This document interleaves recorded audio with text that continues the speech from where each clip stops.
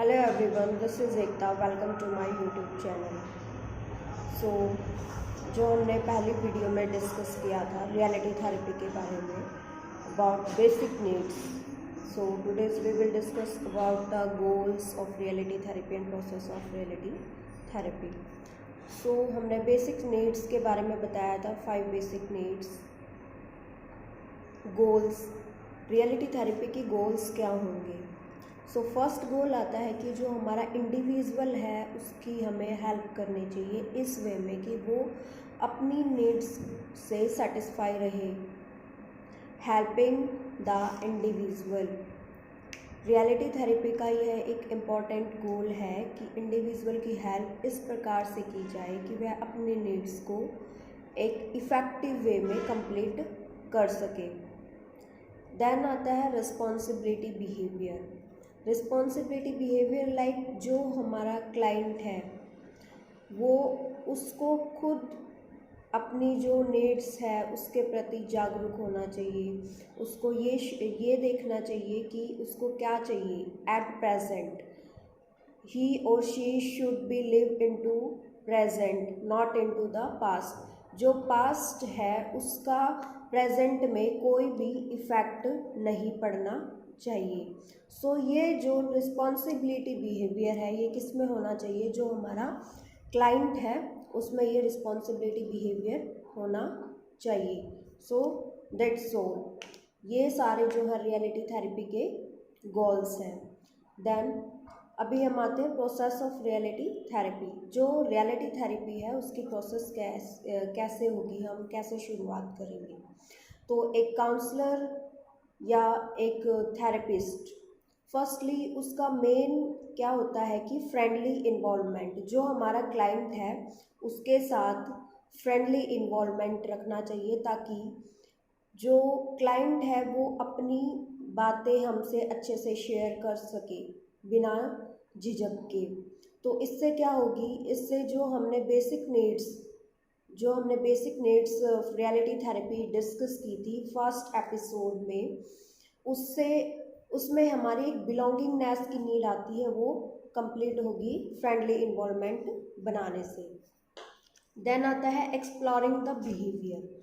हमें क्लाइंट का जो बिहेवियर है वो एक्सप्लोर करना होगा कि क्लाइंट क्या चाहता है, उसका पास्ट का जो इफ़ेक्ट है वो प्रेजेंट पे ना पड़े, हमें ऐसा करना होगा। So how we will do that? हमें उसकी फीलिंग कि वो क्या फील करता है, क्या थिंक करता है, क्या कर रहा है, ये सारी चीज़ें देखनी होगी। देन हम इसमें क्या कर सकते हैं, जो क्लाइंट है उससे उसके फ्यूचर के बारे में डिस्कस कर सकते हैं। अगर कोई भी क्लाइंट पास्ट में जी रहा है, पास्ट की वजह से किसी एंजाइटी में है, किसी डिप्रेशन में है, तो how could we deal with him और हर? तो हमें इसमें क्या करना पड़ेगा, उसका जो टोटल बिहेवियर है वो एक्सप्लोर करना होगा। ये किसके थ्रू हो सकता है? उससे सम क्वेश्चंस क्रिएट करके कि आप क्या कर रहे हो, क्या करना चाहते हो। Then evaluating behaviour. Third is evaluating behaviour. इसमें क्या होगा, इसमें जो क्लाइंट का बिहेवियर है उसकी जो वैल्यू जजमेंट्स है उसके द्वारा हमें स्किलफुली क्वेश्चंस क्रिएट करने पड़ेंगे काउंसलर्स क्लाइंट के सेल्फ इवैल्यूएशन में कि वो क्या है इन रियलिटी, ही और शी क्या है वो। इसमें क्लाइंट की वैल्यू जजमेंट्स की जाती है, न कि काउंसलर की। जो क्लाइंट है उसकी हमें वैल्यू जजमेंट की करनी होती है। कई बार जो क्लाइंट है अपनी छोटी छोटी जो उसकी थिंकिंग है, थॉट्स है, क्रिएटिविटी है, अपने बिहेवियर को इवैल्यूएट वो करते हैं। यह क्लाइंट व काउंसलर के लिए काफ़ी हेल्पफुल होता है। इसमें काउंसलर क्लाइंट का थोरोली बिहेवियर को इवैल्यूएट करता है, वह उस बिहेवियर के परिणामों को असेस करता है। तो इसमें हम किस टाइप के क्वेश्चंस पूछ सकते हैं क्लाइंट से? Like by doing what you are doing, are you getting what you want, are you breaking the rules, Are you wants realistic and attainable? How does it help to look at it like that?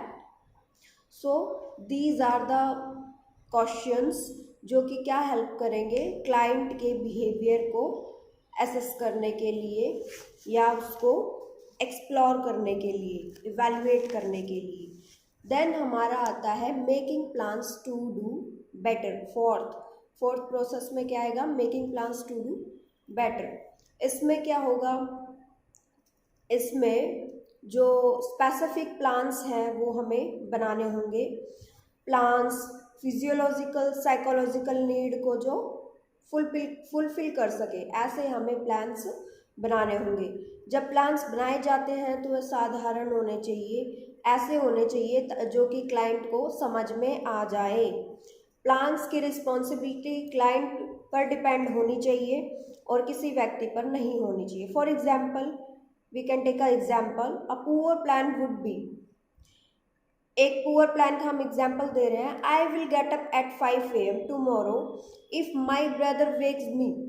अगर मेरा भाई मुझे कल उठाता है 5 बजे तो मैं उठ जाऊंगा। सो ये क्या है? ये एक डिपेंडेंसी है।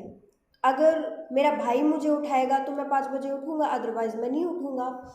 आई must have control over getting up at 5 AM। So जो हमारे प्लान्स है वो कैसे होने चाहिए? पॉजिटिव होने चाहिए, जनरल स्पेसिफिक होनी चाहिए, जो अच्छे से समझ आ सके। देन आता है हमारा कमिटमेंट। अब हमने प्लान बना लिया, लेकिन हमें उसके ऊपर वर्कआउट कैसे करना है, कैसे हम उसको कमिटमेंट करा सकते हैं कि जो हमारा क्लाइंट है वो उसे करे। कमिटमेंट कैसे लेंगे? जब भी हम किसी प्लान को पूरा करने के लिए कमिटमेंट लेते हैं, ये बहुत ही इम्पोर्टेंट है कि प्लान पूरा होने से संभव हो। रियलिटी थेरेपिस्ट कमिटमेंट को इंश्योर करने के लिए या तो उससे वर्बली बात करे, वर्बली उससे इंश्योर कराए कि वो ये सारे काम करेगा। रिटन कॉन्ट्रैक्ट का उपयोग करे। जो रिटन कॉन्ट्रैक्ट होगा उसमें क्या प्रॉफिट होगा? उसमें ये प्रॉफिट होगा, एकदम क्लियर कर दे, जो हमारा क्लाइंट है वो एकदम क्लियर कर देता है कि what is going to be done, कि वो क्या करने जा रहा है। थेरेपिस्ट क्लाइंट से कमिटमेंट एवं कॉन्ट्रैक्ट इंश्योर करवाता है। देन हमारी आती है थेरेपिस्ट एटीट्यूड। जो थेरेपिस्ट है उसका क्या एटीट्यूड होना चाहिए? जब काउंसलर टोटल बिहेवियर इवैल्यूएट कर लेता है, प्लान्स बना लेता है, कमिटमेंट कर लेता है प्लान्स का, तो इन सभी को एक्सप्लोरिंग करने में बहुत सारी डिफ़िकल्टीज आती हैं, जो काउंसलर कैसे उसको अडॉप्ट करेगा। जो डिफ़िकल्टीज आती हैं तो हमें जो काउंसलर है या जो थेरेपिस्ट है उसको क्या करना चाहिए? उसको कभी भी एक्सक्यूजेस जो है वो एक्सेप्ट नहीं करने चाहिए। Don't accept excuses. इसमें थेरेपिस्ट को क्लाइंट से कभी भी ये नहीं पूछना चाहिए व्हाई। एक्सक्यूजेस को इग्नोर करना चाहिए और थेरेपिस्ट को दूसरे प्लान पर फोकस करना चाहिए। Some commitment is visible. Then second has come no punishment और क्रिटिसिज्म, कि हमें कोई वो नहीं है, कोई रूल या रेगुलेशन नहीं है कि हम उसको कोई भी पनिशमेंट दें। No, we can't give any punishment to our client और पेशेंट। यदि क्लाइंट को प्लान को फॉलो करने में असफल हो जाता है तो उसकी आलोचना भी नहीं कर सकते हम, we couldn't criticise. Then third is don't give up. हमें कभी भी गिव अप नहीं करना चाहिए, क्योंकि बदलाव करना जो है वो इतना आसान नहीं होता है। प्लान्स को रिवाइज करना चाहिए, उसमें रीवैल्यूएशन करते रहना चाहिए, ताकि जो हमारा क्लाइंट है हम उसे उसकी जो नीड्स हैं उसको सेटिस्फेक्शन करा सके। So that's all. Thank you very much. And अगर आपको मेरी वीडियोस अच्छी लगे तो please like and subscribe for next episode. Thank you very much.